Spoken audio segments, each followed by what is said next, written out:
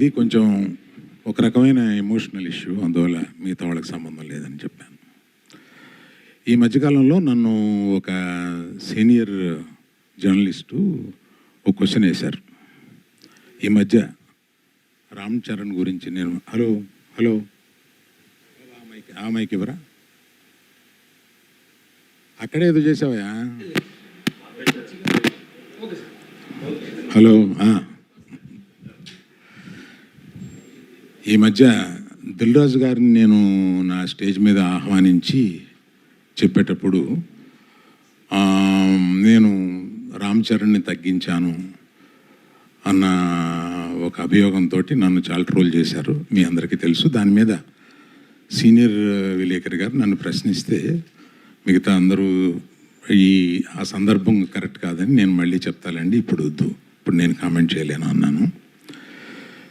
దాని మీద మీకు అంటే పబ్లిక్కి నేను చెప్పాలని అనుకున్నది ఏంటంటే, ఆ రోజు దిల్ రాజు గారిని ఆహ్వానిస్తూ ఆయన ఒక్క వారం రోజుల్లోనే కష్టాలు నష్టాలు ఇన్కమ్ ట్యాక్స్లు ఇవన్నీ అనుభవించారు అని పరిచయం చేయడానికి ఇన్అడ్వర్టెంట్లీ అంటే యాదాలప ఉద్దేశపూర్వకం కాకుండా ఆ మాట అనాల్సి వచ్చింది.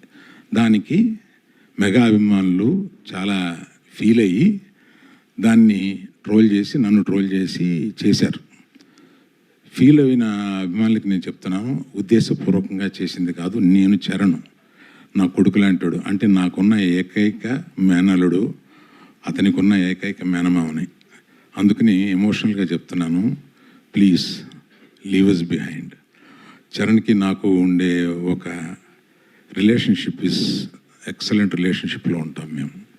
అందుకని please let us leave it alone.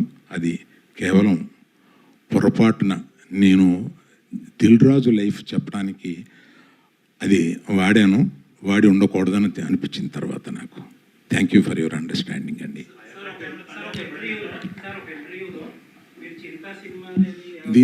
దీంతో ఆపేద్దాం సార్, దీన్ని ఎక్స్టెండ్ చేస్తే నేను ఒక్క నిమిషం సార్, ఒక్క నిమిషం. నేను ఎమోషనల్ ఇష్యూ అని చెప్పాను. నేను చెప్పిన దానికి విలువ లేకుండా పోద్ది. దీన్ని ఫర్దర్గా తీసుకెళ్తే అందులో కొంచెం ఇంకో హెడ్డింగ్ వస్తుంది. ప్లీజ్.